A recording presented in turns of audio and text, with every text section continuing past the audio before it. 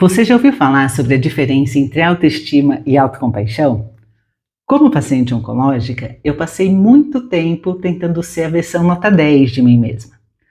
Seja na sala de infusão, na fila do laboratório, no retorno nos consultórios, eu ainda meio que inconscientemente fazia algumas provas comigo mesma. Do tipo, será que eu estou reagindo bem? Será que eu estou sendo forte o suficiente? E quando a vida mudou de ritmo, eu descobri um hábito antigo, mas muito afiado, que é esse de me medir por réguas estreitas. Ao menor tropeço, eu enrijecia por dentro. E foi nessa travessia que eu encontrei o trabalho da Kristin Neff, que é uma professora de psicologia educacional e praticante budista, inclusive. Ela pesquisa, com muito rigor e coragem intelectual, um tema que costuma ser tratado um pouco superficialmente com frases feitas, que é o da autocompaixão. Seu ponto de partida é simples e, da mesma forma, é desarmante. Cuidar de si com a mesma bondade que oferecemos a um amigo em sofrimento. Parece meio óbvio, né? Mas na prática quase ninguém faz. E nas páginas do seu livro, a Kristin descreve a espiral do autojulgamento, que foi algo que eu conheci na pele. Primeiro, nos embriagamos com a ideia de que precisamos ser excepcionais. Pouco depois, qualquer falha vira uma grande condenação. Olhamos no espelho, às vezes aquele literal, às vezes o simbólico, e nosso olhar se torna duro. Em vez de a gente reconhecer que estamos passando por um momento difícil, passamos a nos tratar como promotores num tribunal imaginário. E aí a vergonha ocupa o centro da cena. Quando a vergonha governa, a gente costuma esconder de nós mesmos aquilo que precisa de mais cuidado. A Neff, ela propõe outra via.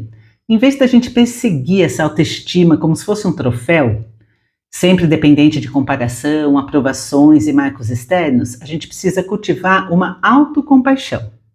Não se trata de uma complacência, se trata de um movimento lúcido de admitir aquilo que dói e lembrar que a dor faz parte da experiência humana, para então a gente escolher um ato de cuidado. Dentro desse contexto, a autora fala de 3 pilares entrelaçados: a bondade consigo, a humanidade compartilhada e a consciência presente. A bondade, ela nos retira do castigo.